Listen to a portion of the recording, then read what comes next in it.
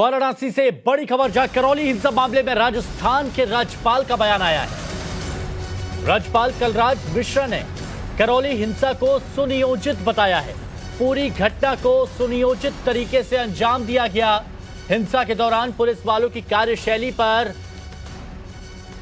सवाल नहीं उठाए जाने चाहिए, यह भी राज्यपाल कलराज मिश्रा की तरफ से कहा गया। राजस्थान के राज्यपाल हैं और उनकी तरफ से अब ये सवाल उठाए गए हैं और उन्होंने बयान दिया। राजस्थान के राज्यपाल कलराज मिश्र ने करौली हिंसा को सुनियोजित बताया, यानी प्रॉपर प्लानिंग के साथ इस दंगे को दंगाइयों ने अंजाम दिया। पूरी घटना को सुनियोजित तरीके से अंजाम दिया गया, प्लानिंग की गई। पहले कुछ लोग मिले और उसके बाद प्लानिंग करने के बाद रैली पर हमला किया गया। हिंसा के दौरान पुलिस वालों की कार्यशैली पर नहीं उठाए जाने चाहिए सवाल, यह भी कलराज मिश्र की तरफ से कहा गया।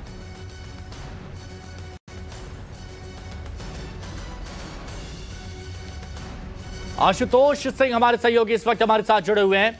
आशुतोष, राजस्थान के राज्यपाल हैं कलराज मिश्र और वो भी कह रहे हैं कि सुनियोजित तरीके से इसको अंजाम दिया गया।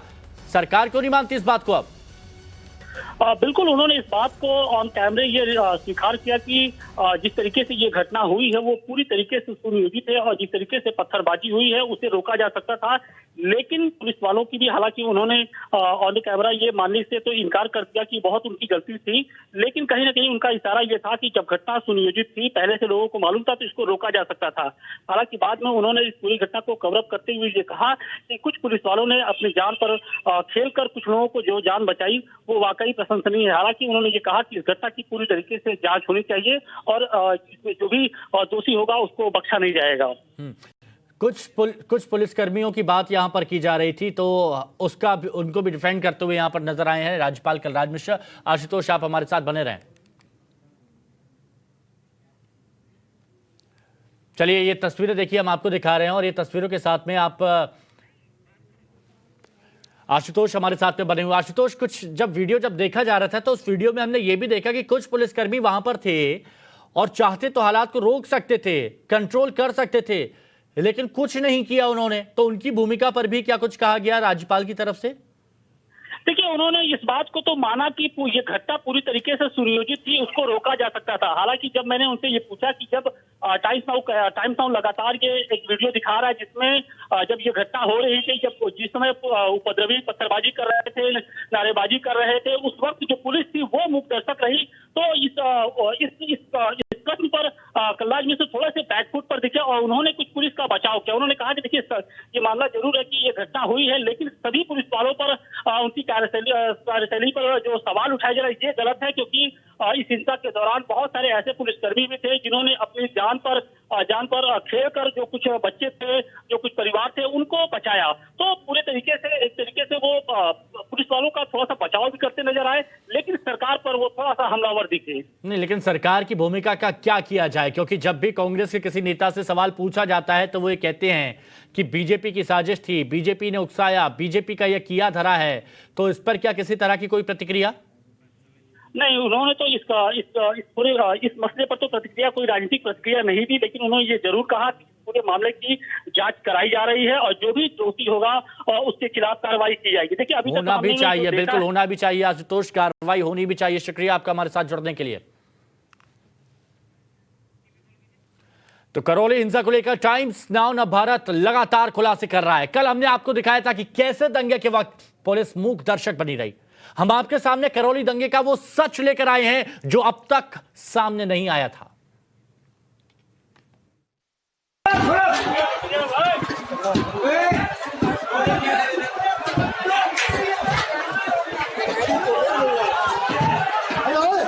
चलो चलो, भाग जाओ, अब जाओ, भाग जाओ,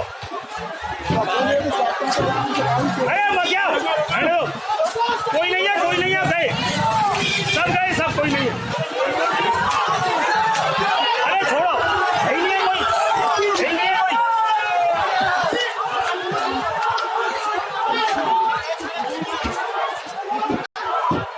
ये उसी करौली दंगे का सबूत है, उसी जगह का वीडियो है जहां 2 अप्रैल को दंगा हुआ।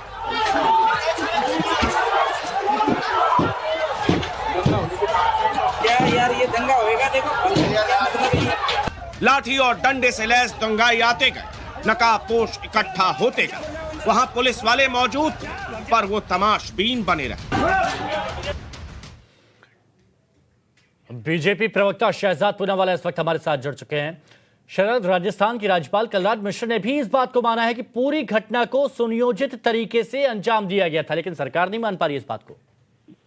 देखिए, कल अगर जिसने भी टाइम्स नाउ नवभारत देखा होगा, उसके मन में अगर यदि 1% भी शंका थी कि ये सहयोग नहीं, सोचा समझा साजिशन प्रयोग था, तो शंका मिट गई होगी। क्योंकि टाइम्स नाउ ने कल वीडियो दिखाए थे, ये सबूत आपने पेश किया कि पुलिस के सामने एक विशेष समुदाय के दंगाई वहां पर मौजूद थे, उनको दंगा करने की इजाजत दी गई, उनको रोकने के बदले पुलिस उनको वहां से भगा रही थी। तो पुलिस न केवल मूक दर्शक बनी हुई थी, वो तो मिलीभगत में लगी हुई थी।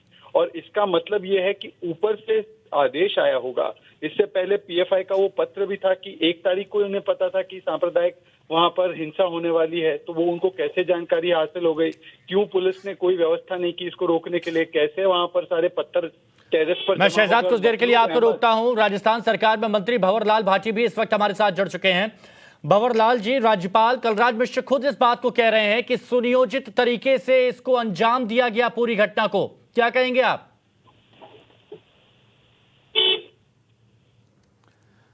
भंवर लाल जी, सुन पा रहे हैं आप? चलिए दोबारा उनसे जुड़ने की कोशिश करेंगे, लेकिन ये सवाल जरूर पूछेंगे कि इस पर उनका क्या कहना है। शहजाद हमारे साथ में जुड़े हुए हैं। शहजाद, पुलिस वालों की कार्यशैली पर भी हमने सवाल पूछा, तो उस पर उनका कहना था कि उन पर सवाल नहीं उठाए जाने चाहिए। देखिए, क्योंकि आज अशोक गहलोत मुख्यमंत्री गृह मंत्री के पास कोई जवाब देते नहीं बन रहा, तो कभी केंद्र पर दोष, कभी मीडिया पर सवाल ये पैदा होता है, मतलूब अहमद जो इसका मुख्य आरोपी है, जो कांग्रेस से जुड़ा हुआ है, वो फरार कैसे हुआ? क्यों वहां पर पुलिस ये कह रही थी कि चलो हो गया दंगा, आप भागो यहाँ से? पकड़ने के बदले उनको भगा रही थी पुलिस।